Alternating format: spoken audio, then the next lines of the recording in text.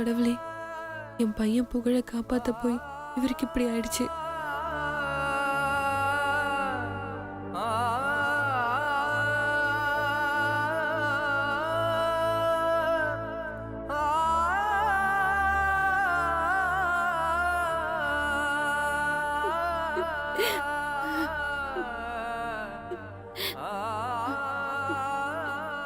கடவுளே, என் பையனுக்கு எதுவும் ஆகக்கூடாது. உனக்கு உயிர் தான் வேணும்னா அவன் உயிருக்கு பதிலா என் உயிரை எடுத்துக்கோ. எனக்கு என் பையன் நல்லா இருக்கணும்.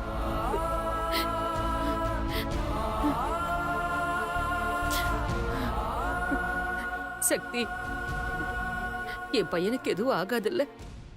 என் பையன் பொழைச்சுக்குவான்ல? மா ப்ளீஸ்மா, வருத்தப்படாதீங்க. சாருக்கு ஒன்றும் ஆகாது. நீங்க கொஞ்சம் அமைதியா இருங்க.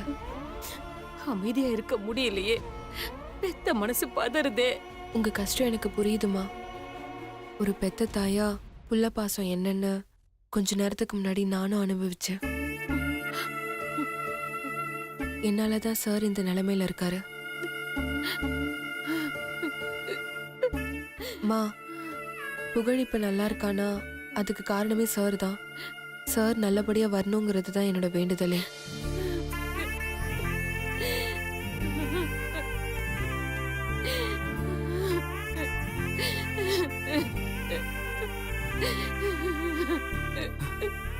மா, சுரேந்தர், உன் ஃப்ரெண்டு யோகியா போய் பாருடா. என்னாச்சுமா யோகிக்கு? மா சொல்லுங்கம்மா, யோகிக்கு என்னாச்சு? மேடம், நீங்களாவது சொல்லுங்க, யோகிக்கு என்னாச்சு? நான் புகழ ஸ்கூல்ல இருந்து வீட்டுக்கு கூட்டிட்டு போகும்போது சாப்பிட்றதுக்காக ரெஸ்டாரண்ட்டுக்கு போயிருந்தோம். அங்க நரேஷ் குப்தான்னு ஒரு ரவுடி, அவனோட ஆட்கள் என் பையன் புகழ கொல்ல பார்த்தாங்க. அப்போ சரியான நேரத்துல யோகி சார் தான் வந்து புகழ காப்பாத்தினாரு. அப்போ நடந்த சண்டையில அந்த ரவுடிங்க யோகி சார யோகிய கத்தியால குத்திட்டாங்க. என்னது? யோகிய கத்தியால குத்திட்டாங்களா?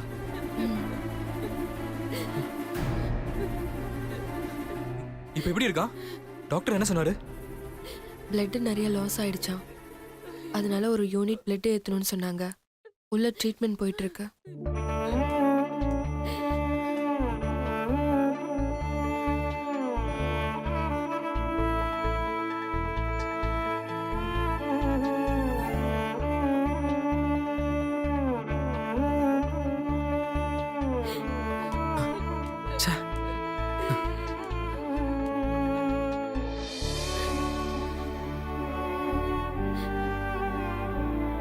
யோகி, உனக்காட அந்த நிலைமை? எல்லாரும் நல்லா இருக்கணும்னு நினைக்கிறவனாச்சுடா நீ. ஒரு சின்ன பையனுக்காக உன் உயிரே கொடுக்க துணிஞ்சிட்டியாடா. எவ்வளவு பெரிய மனசுடா உனக்கு. என் உயிர் நண்பன் நீ. இன்னைக்கு உயிருக்கு போராடிட்டு இருக்க. என்னால எதுவுமே பண்ண முடியலையடா. ச்சே.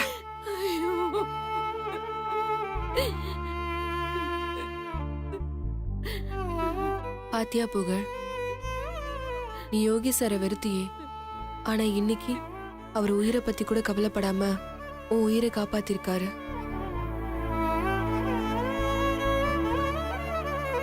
ஒருத்தவங்க நல்லவங்களா கெட்டவங்களான்னு அவங்கள பார்த்தா தெரியாது, அவங்களோட நடவடிக்கையில தான் தெரியும்.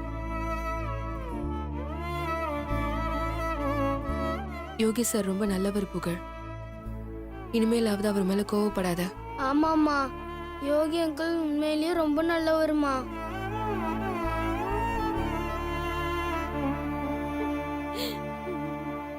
நான் தான் புரிஞ்சுக்காம அவர் மேல கோவப்பட்டேன். சாரிம்மா. அவர் கண்ணை முடிச்சதும் நான் அவர்கிட்டயே சாரி கேக்குறேம்மா. ம்.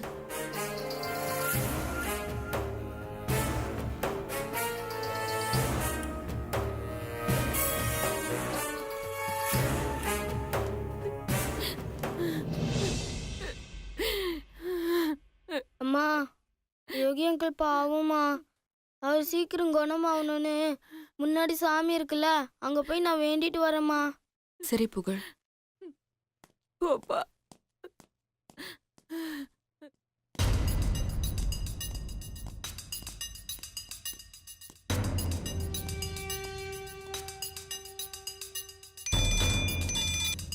ஹலோ யோகி ஃப்ரெண்டு சுரேந்தர் பேசுறேன். சாப், சொல்லுங்க சாப். யோ என்னையா உன் மனசுல நீ என்ன நினைச்சிட்டு இருக்க? ஆ? நான் என்ன சொன்ன, நீ என்ன பண்ணி வச்சிருக்க? யார்கிட்ட ஃபோன் பேசுறாரு? ஐயோ சாப், ஏதோ ஆக்சிடென்ட்டா நடந்துருச்சு. வேணும்னே யாராவது செய்வாங்களா? அதுவும் யோகி சார ஏதோ தெரியாம செஞ்சிட்டாங்க. நீங்க தான் பெரிய மனசு பண்ணி மன்னிக்க சொல்லணும் சாப். யோ சும்மா நடிக்காதயா. உனக்கும் சக்திக்கும் ஏற்கனவே பகை இருக்குன்னு எனக்கு தெரியும். என்ன சொல்றாரு? பகையா? பத்தாததுக்கு நீ அந்த பையனை ஏற்கனவே ஒரு வாட்டி கடத்துறதுக்கு முயற்சி பண்ணிருக்க. இதுக்கு முன்னாடி என்ன கடத்த பார்த்தது இவங்க தானோ? அது ஃப்ளாப் ஆன விஷயமும் எனக்கு நல்லா தெரியும். இது எல்லாத்தையும் மனசுல வச்சுக்கிட்டு எப்படி பழி தீக்கிறதுன்னு நீ யோசிச்சுட்டு இருந்திருக்க. இப்ப அதுக்கான வாய்ப்பு கிடைச்சதும் நீ பயன்படுத்திக்கிட்ட, அப்படித்தானே? ஐயோ சாப், அப்படிலாம் எதுவுமே இல்ல. அந்த சக்தி மேல என்ன சொன்ன? Sorry sir, sorry sir. அவங்க யோகி சாருக்கு ஒய்ஃபா வர போறவங்க சக்தி மேடம் மேல அது அவங்க மேல கோவம் இருந்தது உண்மைதான் சாப். ஆனா யோகி சாபை ஏத்துக்கிட்டு இங்க பிசினஸ் மட்டும் இல்ல, உயிரோட கூட இருக்க முடியாதுன்னு எனக்கு நல்லா தெரியும் சாப். அப்படி இருக்கும்போது நான் போய் பழி தீக்க பாப்பனா? அவ்வளவு பயம் இருக்குல்ல, அப்படி எப்படி நடந்துச்சு? அதான் சொன்னேனே சாப், ஆக்சிடென்டா நடந்துருச்சுன்னு. யோ தெளிவா பேசி பிளான் போட்டு கொடுத்துருக்கோம். அப்புறம் ஆக்சிடென்ட்னு சொன்னா எப்படி? அதை நம்ப நாங்க முட்டாளா? எல்லாம் உங்க பிளான் தானா? புவீங்களா சாப், என்ன நம்புங்க சாப். யோ யாரை நம்பணும் யாரை நம்ப கூடாதுன்னு எங்களுக்கு நல்லா தெரியும். என்ன சாப் இப்படி எல்லாம் பேசுறீங்க? பின்ன என்னையா, உங்ககிட்ட என்ன சொன்னோம்? சக்தி முன்னாடி புகழ கொள்ற மாதிரி நடிக்கணும். அடப்பாவி. அப்போ கரெக்டா டைம்க்கு யோகி வந்து புகழ காப்பாத்துற மாதிரி காப்பாத்துவான். ஐயோ, இவ்வளவும் டிராமாவா? அதே சமயம் புகழ் மேலேயோ இல்ல யோகி மேலேயோ ஒரு சின்ன கீறல் கூட படக்கூடாதுன்னு தானே சொன்னோம். ஆமா சாப். என்ன ஆமா? அப்புறம் எதுக்கியா யோகியை உங்க ஆளுங்க கத்தியால குத்துனாங்க? சாப், பாரியா, யோகிக்கு எதுவும் ஆகக்கூடாதுன்னு கடவுள்கிட்ட வேண்டிக்கோ. அப்படி யோகிக்கு ஏதாவது ஒண்ணு ஆச்சு, உங்க ஆளுங்க மட்டும் இல்ல, நீ கூட உயிரோட இருக்க முடியாது. ஜாக்கிரதை.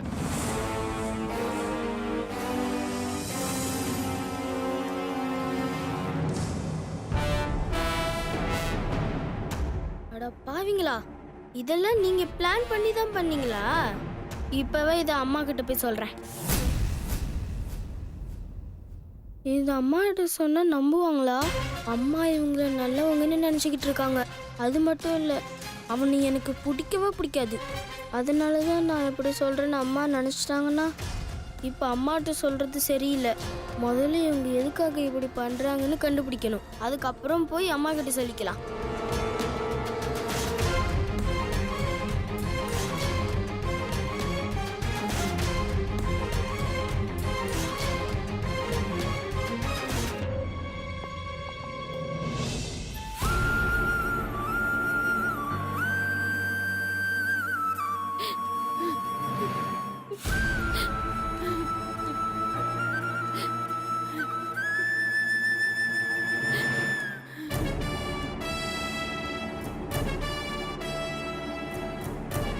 அப்படியே நல்லவன் மாதிரியே நடிக்கிறான்.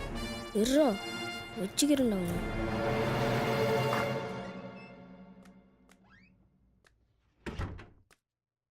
பேஷண்ட் ஆபத்து கட்டத்தை தாண்டிட்டாரு. அவர் உயிருக்கு எந்த ஆபத்தும் இல்ல. கடவுளே,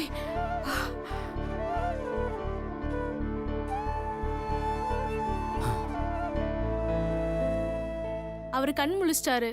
பார்க்க நினைக்கிறவங்க உள்ள ஒரு ஒருத்தரா போய் பாருங்க. Okay sister. அம்மா வாங்க.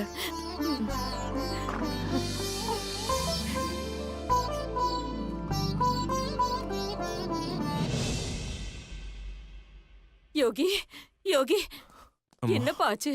இப்ப எப்படி பார்க்க? நான் நல்லா இருக்கேம்மா, எனக்கு ஒன்றும் இல்லை, நீங்க வருத்தப்படாதீங்க.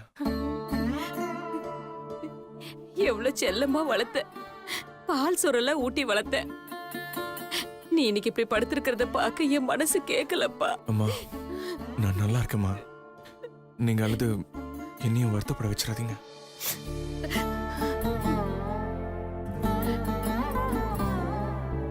ரொம்ப நன்றி சார்.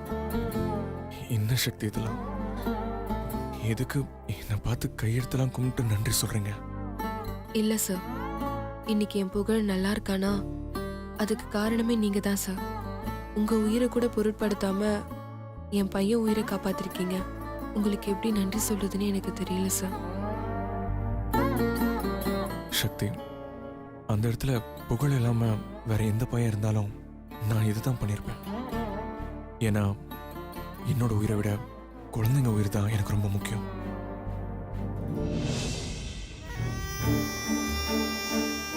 ஏய், இன்னும் நடிக்கிறோம், வச்சுக்கிறேன் ஒன்று.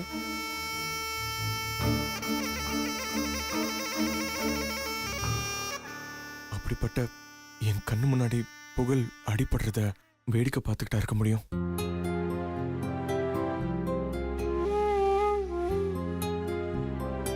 அதான் நான் என் உயிரை கூட பொருட்படுத்தல.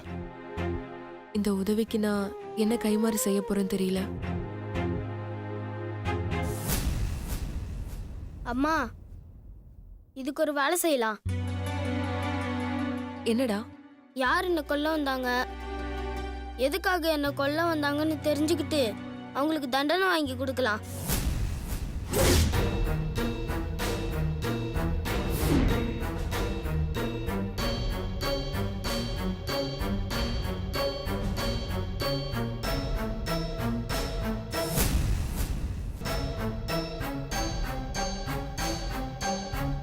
புகழ், தண்டனைலாம் எதுக்கு? அவங்க ஏதோ தெரியாம செஞ்சிட்டாங்க. நாம அவங்கள திரும்ப சீண்டுனா நமக்கு தான் அப்புறம் தேவையில்லாம பிரச்சனை வரும். எப்படி எங்களுக்கு பிரச்சனை வரும்? நம்மள அவங்க வம்புக்கு போனோம், அவங்களும் தானே வந்தாங்க. நம்ம போலீஸ்ல கம்ப்ளைண்ட் பண்ணா அவங்களும் தானே பிடிப்பாங்க. அப்பதான் அடுத்த தடவை இந்த மாதிரி தப்பெல்லாம் பண்ண மாட்டாங்க.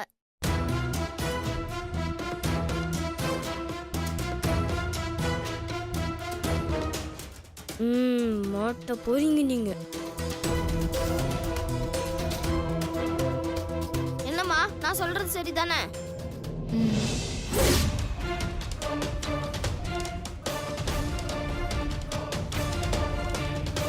மாட்டினீங்கடா நீங்க.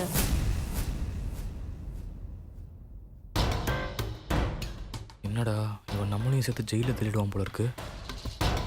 இரு, சமாளிப்போம். புகழ், நீ சின்ன பையன். நீ ஏதோ இந்த சினிமாலாம் பார்த்து இப்படி பேசுற. ஆனா நிஜத்துல போலீஸ்கிட்ட போய் கம்ப்ளைண்ட் பண்ணோன்னா அதுல நிறைய பிரச்சனை இருக்கு. தேவையில்லாம நம்மள போலீஸ் ஸ்டேஷன், கோர்ட்டு, கேஸ்னு அலைய விடுவாங்க.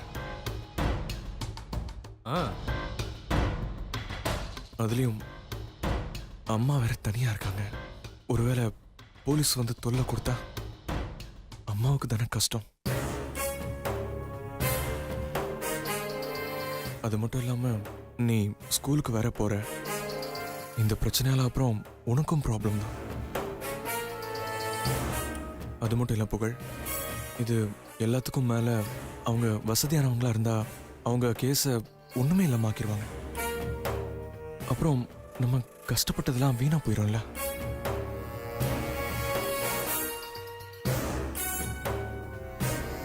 ஸோ இதை இப்படி விட்டுருங்க, அதான் நல்லதுன்னு எனக்கு தோணுது. அது எப்படி அங்கிள் விட முடியும்? நீங்க இப்படி படுத்திருக்கீங்கன்னா அதுக்கு காரணம் அவங்க தானே.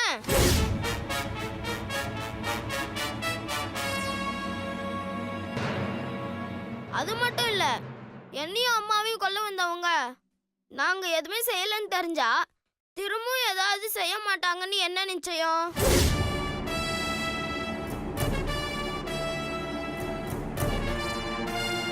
அதுக்கு தான் சொல்றேன், ஒரு கம்ப்ளைண்ட் கொடுத்துட்டா அவங்க பார்த்துப்பாங்க. கொல்ல வந்தவங்களுக்கும் ஒரு பயம் இருக்கும்ல.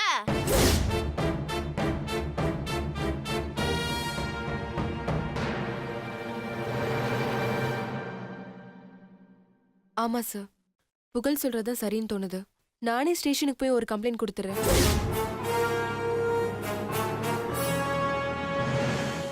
மேடம் வேணாம் மேடம்.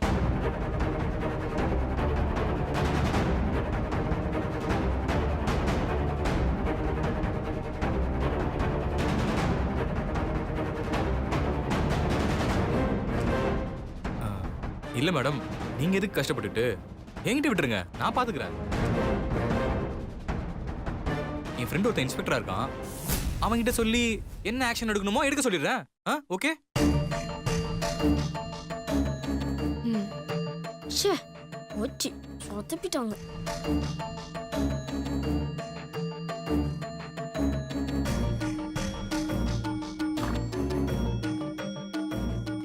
என்ன இங்க இவ்ளோ பேர் இருக்கீங்க? டாக்டர் வந்தா சத்தம் போடுவாரு. யாரா ஒருத்தர் மட்டும் பேஷண்ட் கூட இருங்க. மத்தவங்க எல்லாம் கிளம்புங்க. யோகி கூட நான் இருக்கேன்.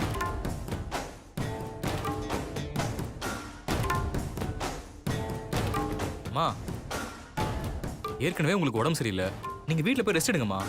யோகியை நான் பாத்துக்கிறேன்.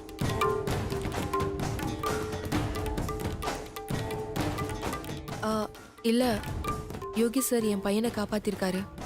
அதுக்கு நன்றி கடனா நானே அவரை கூட இருந்து கவனிச்சுக்கிறேன். அதுக்கு இல்ல மேடம். ப்ளீஸ், நானே சாரை பாத்துக்கிறேன்.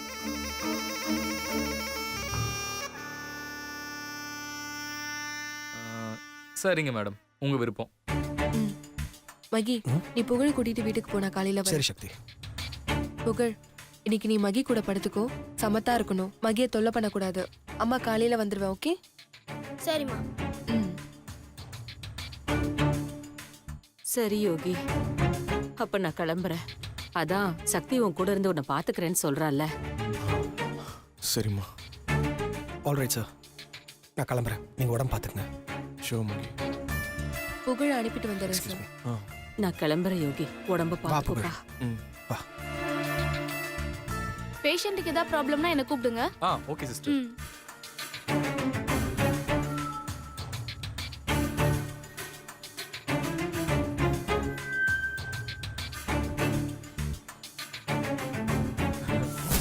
நண்பா, நம்ம பிளான் செம்மையா ஒர்க் அவுட் ஆகுதுடா. சக்தி சொன்னதை கவனிச்சியா? அவளுக்கு உன் மேல ஒரு சாஃப்ட் கார்னர் வந்திருக்குடா. நிஜமாவா சொல்ற? ஆமாண்டா, நீ வேணா பாரேன். அந்த சாஃப்ட் கார்னர் போக போக அப்படியே காதலா மாறிடும் பாரேன்.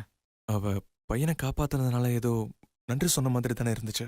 டேய், காதல் வர்றதுக்கு முன்னாடி இப்படி ஏதாவது ஒன்று வரும்டா. அப்புறம் தான் காதல் வரும். நீ வேணா பாரு, சக்திக்கு உன் மேல காதல் வருதா இல்லையான்னு பாரு. அப்படி மட்டும் வந்தா என்னை விட அதிர்ஷ்டசாலி இந்த உலகத்துல யாருமே இல்லடா. நண்பா, சக்தியோட அந்த பலவீனத்தை யூஸ் பண்ணி கொஞ்சம் கொஞ்சமா அவளை கல்யாணத்துக்கு சம்மதிக்க வச்சிடலாம்டா. நீ சொன்னா சரியா தான் இருக்கும். ஆனா உன்னடா, என்ன நண்பா? சக்திக்கு எந்த காரணத்தை கொண்டும் நாம தான் நரேஷ் குப்தா வச்சு நாடகத்தை அரங்கேற்றணும்னு அவளுக்கு தெரியவே கூடாது. ஆமாண்டா, தெரிஞ்சா அவ்வளவுதான். அதைத்தான் நானும் சொல்றேன். இந்த விஷயம் வெளியில வராம நீ தான் பாத்துக்கணும். என்கிட்ட சொல்லிட்டல, கவலையை விடு. இங்க பாரு நண்பா, சக்தி உன் கூட தான் நைட் இருக்க போறா. அவ மனசுல எப்படி இடம் பிடிக்கலாம், அவளை எப்படி காதலிக்கலாம், அவளை எப்படி கல்யாணம் பண்ணலாம், இதை மட்டும் தான் நீ யோசிக்கணும். ஓகே? போடா. அட பாரா, பொண்ணுங்க தான் வைக்கப்படுவாங்கன்னா இங்கே நண்பன் கூட வைக்கப்படுறான். All the பெஸ்ட்ரா. சரி, நான் வரேன். உடம்பு பார்த்துக்கோ. ம்.